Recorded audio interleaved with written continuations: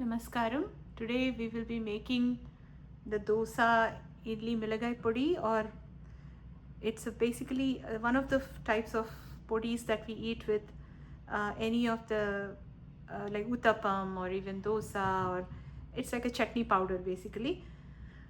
So this podi that we used to buy in a store called Joshi's in Hyderabad, that had a very nice, delicious taste.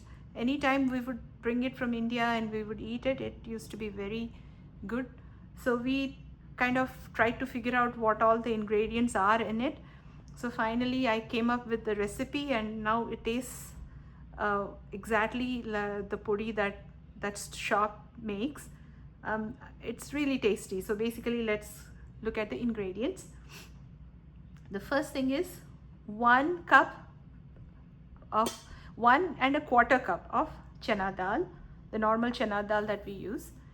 1 cup of urad dal, 1 1/4 cup of roasted chana dal. That's the normal roasted chutney dal that you get. Putana dal, they call it also. So that 1 1/4 cup. So this chana dal and roasted chana dal 1 1/4 cup each, and this one 1 cup. The urad dal 1 cup. About 15 to 20 dry red chilies, depending on your spice level. If you want to reduce it, you can reduce it, but I like it a little more spicy, so I'm making it with 15 to 20 red chilies here. And then we have here Jeera or Cumin Seeds, 1 tablespoon of it.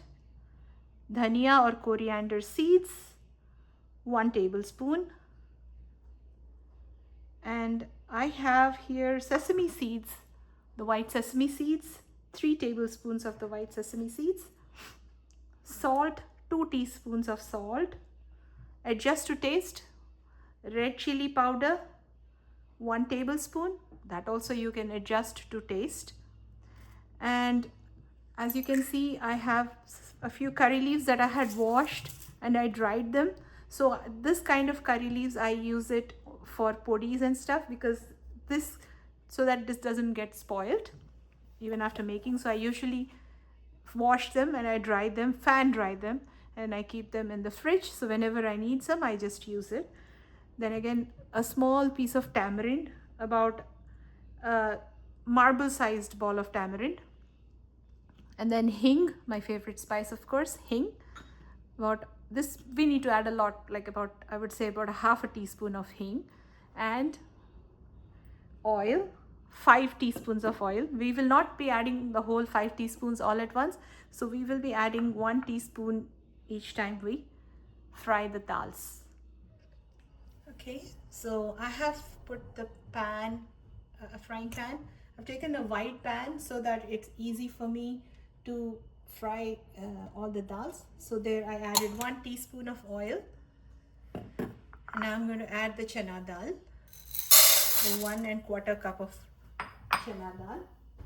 And this one requires constant mixing, stirring, so that there is evenness, otherwise it will taste bad. So the roasting part of this, roasting of dal, is most important, this step. The more uniformly it is fried or roasted or fried, whatever you call it, the better it tastes. It has to fry well, and it has to get a golden brown color. So let's wait for the dals to fry. As you can see, the dal has fried well, has changed into a light golden brown color. Now we are going to remove it into another bowl and we'll let it cool down.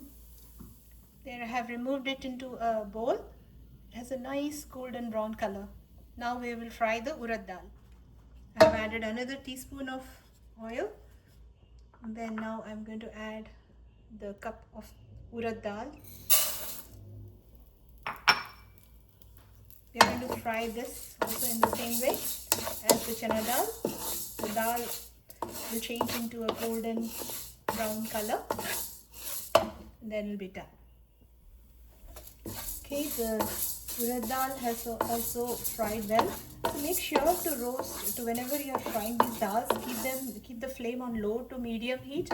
Otherwise, there is a chance of it getting burnt. So this urad dal also has fried well. It looks beautiful, nice and golden brown in color. So now we are going to remove it into the same bowl as the fried chana dal.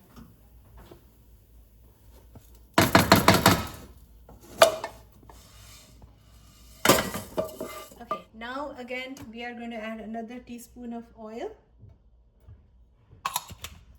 and then add the roasted chana dal. As I said, 1 1/4 cup of roasted chana dal.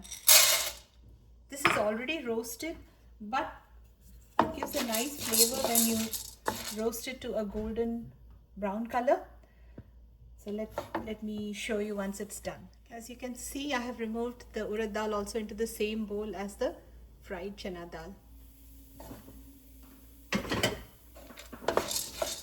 The roasted chana dal is also getting fried. The roasted chana dal doesn't take too long. As you can see, the color has slightly started changing. Don't fry it for too long. So now let's remove this also into the same bowl, the mixing bowl, as the rest of the dals. Okay, this is the bowl with the mixed dals. So I'm going to add this red chili powder that we have taken when the dals are still hot, and we will let it rest so that the red chili powder also gets fried with the dals when it's still hot. Now we are going to fry the dhaniya and the jeera. So I'm going to add another teaspoon of oil to the pan. 1 tablespoon of dhaniya and 1 tablespoon of jeera.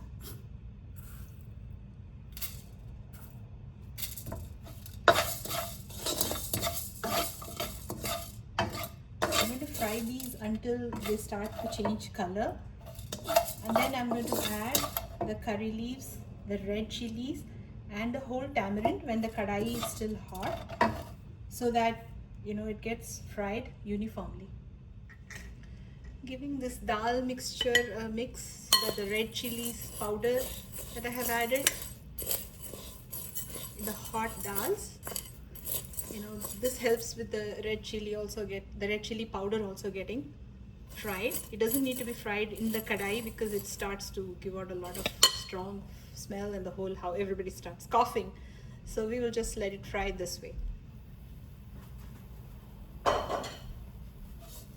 Okay, the dhaniya and jeera is getting fried also. Now I'm adding the dry red chilies. So I have added about 15 to 18. You can adjust to taste. So if you like less spicy, then add about 8 red chilies. That should be enough. But I like it more spicy, so I have added a little more. After the dhaniya and jeera are half fried, that's when you add the dry red chilies. Fry for about 2 minutes on low heat, low to medium heat actually. Don't put it on high. Nothing should be fried on high flame. This should always be on low to medium heat so that there is uniform frying. All the ingredients should get fried uniformly from the inside, and that's the reason why the flame has to be on low and constant stirring. This podi stays fresh for more than 1 or 2 months if you leave it outside. In fact, I keep it in the refrigerator after making it, so it stays fresh for more than a year. Nothing goes bad.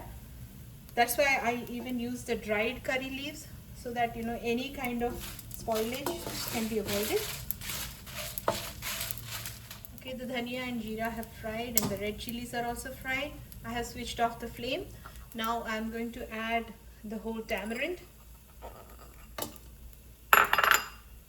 When the kadai is still hot, just add the whole tamarind and the washed and dried curry leaves also.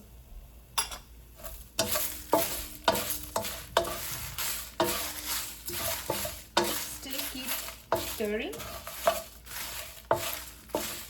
sure that there is no burning on one side because the kadai is still hot.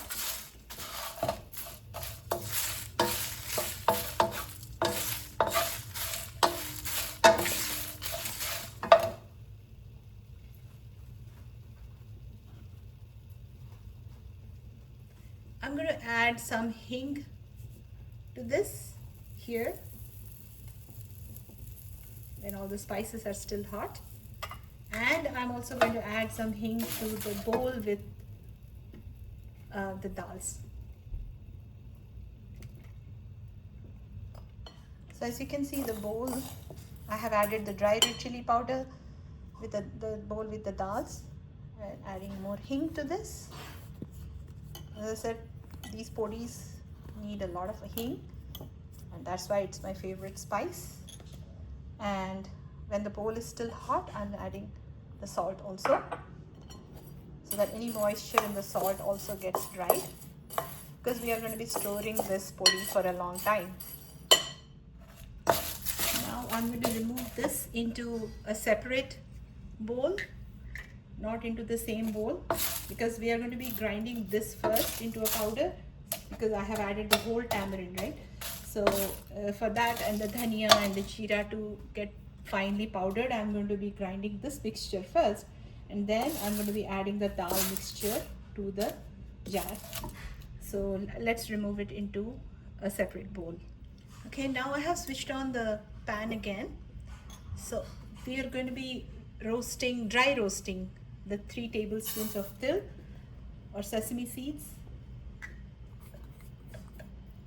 We are just going to dry roast it until it has a light golden yellow color, and then we'll switch it off and then cool it down. We are not going to be grinding this, we'll just add it to the podi after grinding, and this is what gives it a very, very distinct taste, because you will be getting the taste of sesame seeds here and there with the podi when you're eating it with the oil.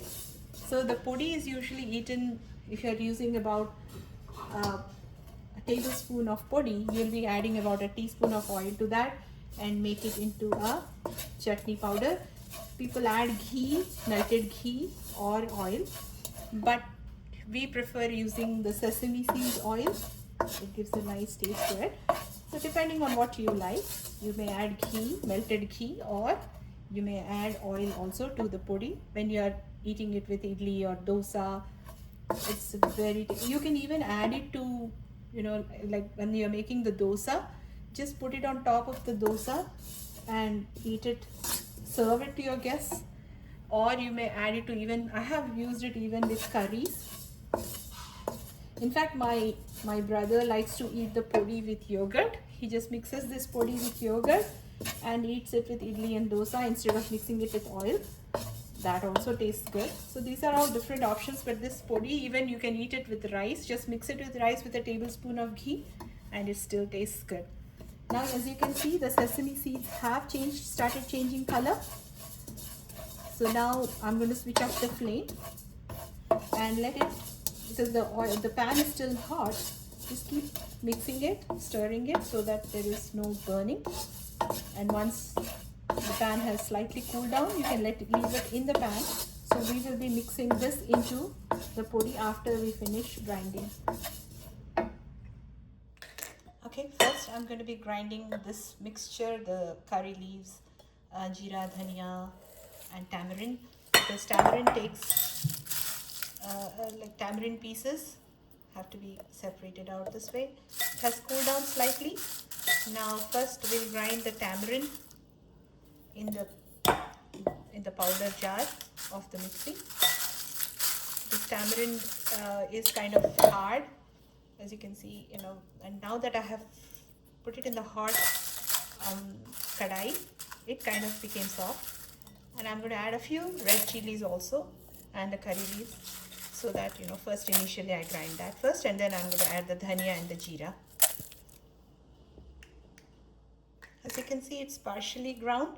Now I'm going to add the rest from this bowl, the dhaniya, red chili and jeera mixture. I'll grind it and I'll be back again. Okay, now that the dhaniya, jeera and the red chilies are ground, I'm going to add the dal mixture. And we have added salt already, so that to the hot dals, so that it gets dried. Now let's grind it to a coarse mixture. Okay, I'm grinding the rest of the ingredients also. Then we'll mix everything together. Okay, now I have ground all the dals and everything. So let me give it a mix. And then we will add the roasted sesame seeds after we finish mixing. Then the podi will be ready. As you can see, the powder is coarse. It's not finely ground. It is coarse and it has a very nice texture. It should not be a fine powder. If you make it a fine powder, then while eating it will go into your throat and make you cough.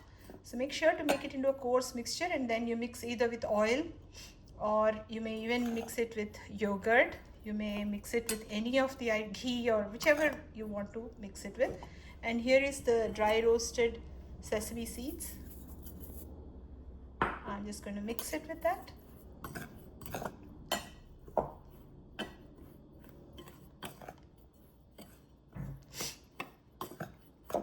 The podi is ready to be served.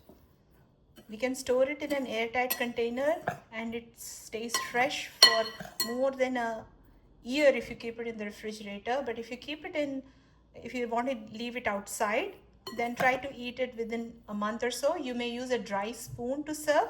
Keep it in an airtight container and serve it with idli, dosa, uttapam, or any items of your choice. I have eaten it with rice also. It tastes good. So depending on what you want to eat it with, it's your choice, but it tastes good as it is. All right, hope you all enjoy.